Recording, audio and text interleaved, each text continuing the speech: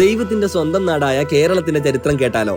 മൗര്യ ചക്രവർത്തിയായ അശോകൻ ഉപേക്ഷിച്ച BCE 3-ാം നൂറ്റാണ്ടിലെ ഒരു ശിലാശാസനത്തിലാണ് കേരളത്തെപ്പറ്റി ആദ്യമായി പരാമർശിക്കുന്നത്.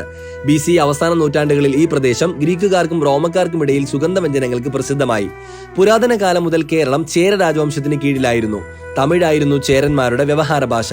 തമിഴിൽ നിന്നും വേറിട്ട് മലയാള ഭാഷ ഉത്ഭവിച്ചതോടെയാണ് കേരളത്തിന്റെ തനത് ചരിത്രം പിറക്കുന്നത്. 17-ാം നൂറ്റാണ്ടിൽ ബ്രിട്ടീഷുകാർ കേരളത്തിൽ സ്വാധീനമുറപ്പിച്ചത് മുതൽ കേരളം തിരുവിതാംകൂർ, കൊച്ചി, മലബാർ എന്നിങ്ങനെ മൂന്നായി തിരിഞ്ഞു കിടക്കുകയായിരുന്നു. മലബാർ പ്രദേശം മദ്രാശി സംസ്ഥാനത്തിന്റെ ഭാഗമായി ബ്രിട്ടീഷുകാരുടെ നേരിട്ടുള്ള ഭരണത്തിന് കീഴിലായിരുന്നു.